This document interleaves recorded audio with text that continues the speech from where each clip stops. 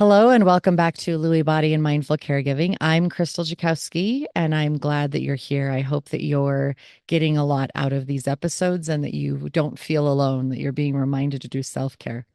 Today, I want to talk about embracing the medications that are there. And before I do that, we always start with self-care. So what did I do for self-care? I herkle-durkled. I stayed in bed longer than necessary. And I've done that a couple times this week, just really choosing to give myself that break, that slow, easy morning before the day just hits me and I go like a freight train because I am a goer and a doer and I do help a lot of other people and I give a lot out. So herkle-durkling, staying in bed longer than necessary is a way for me to give back to myself and enjoy my day before my day starts. To our topic today of embracing the meds. This was counsel given to me from somebody else who dealt with their own parents' decline. And one day the dad was out traveling and things didn't seem right. They came home and he had a diagnosis of Lewy body. And 18 months later, this loved one was gone. So a very fast decline, a very quick time from diagnoses to the end. Um, and that was heavy and that was a big thing for them to deal with. Merciful for both the loved one and the caregiver, and yet still so tragic and difficult to deal with. Embracing the meds was his counsel to me. Why? The medications don't heal it. They don't stop it. They don't fix it. Underneath those meds, your loved one is still declining and struggling. So why would you do meds? Why would you choose to do that? Here's the answer: quality of life and support. These medications are meant to help your loved one through this difficult time. I'm going to dive into mom and her situation because that is the real world experience that I have to relay to you so that you can understand and help.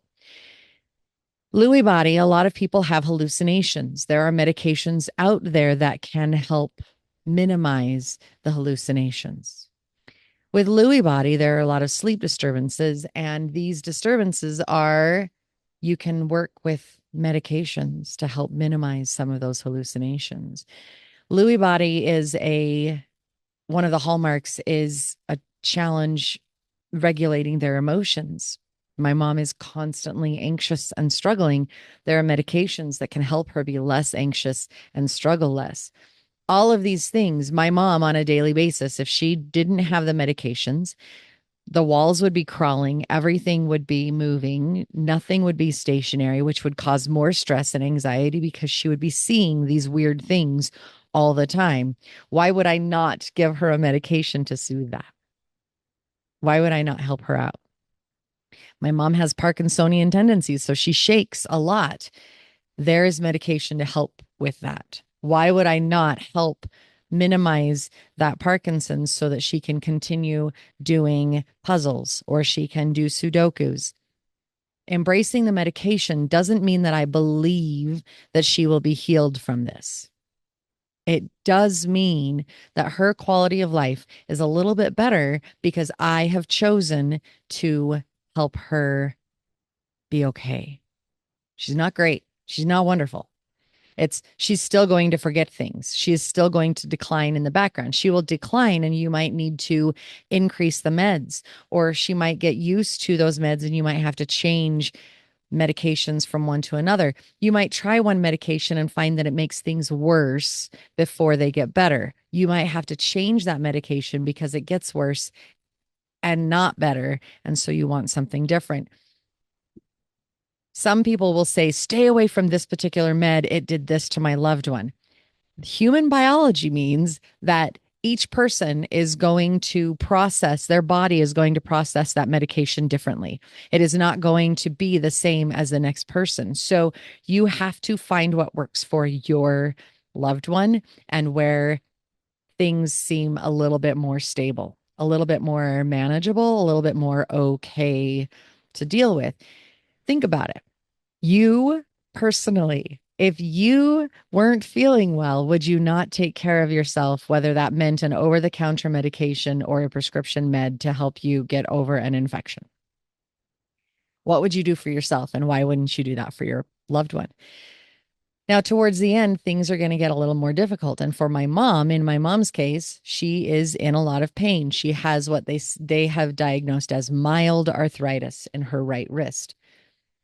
My mom, they say mild. To my mom, the pain is a 9 or a 10. She has nothing else to focus on. And so all she focuses on is that pain in her wrist. And it is so terribly bad. Well, if I have a pain, I'm going to go take an Excedrin or something to help me feel better.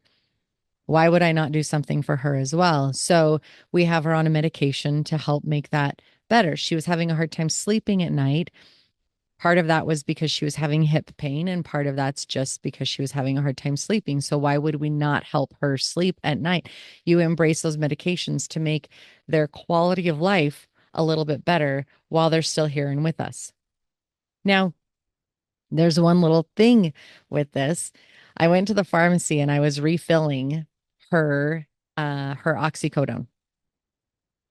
And this oxycodone, my mom is able to take throughout the day for additional pain on her wrist. She also takes the oxycodone at night, and she's on a different medication at night that's for pain and sleep. And the pharmacist said, "Do you want some Narcan?" I said, "What?"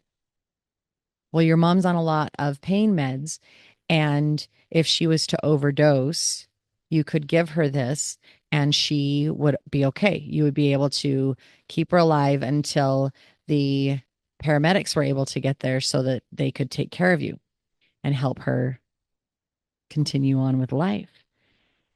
And I had to take a second and I looked at the pharmacist and I said, "No, I don't want the Narcan. Do not want to add that. I don't want to have it on hand." It was a big deal for me to say this to the pharmacist, because if my mom overdoses on one of these medications, I am choosing to let her die. I am choosing to let her go, not bring her back, not worry about it. She just OD'd. We're done.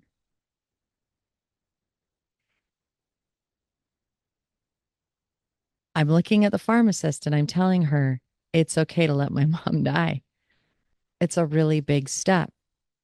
Now, for other people, they may not like that and they may decide that they want the Narcan, that they want to be able to reverse or try to fix it and make their loved one live longer.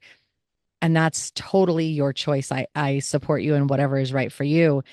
But for me, I don't want to prolong this anymore for my mom. I don't want to make her suffer any longer than she has to.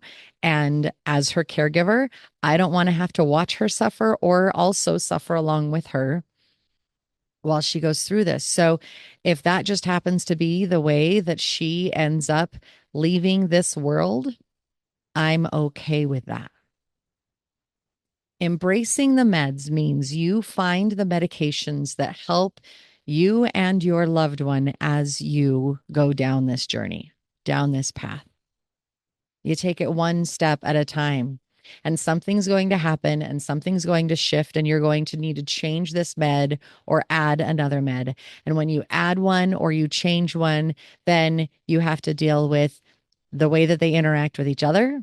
You have to deal with any new side effects that come up, and you find a new normal. And it can be a roller coaster trying to truly embrace, understand, and navigate the ups and downs of that medication roller coaster. And yet, when you hit those spots and you have a little bit more of a glide than the ups and downs, you'll be so thankful that those meds are on board and that you've gone through this far to make sure that she's okay. Yes, you have to pay attention.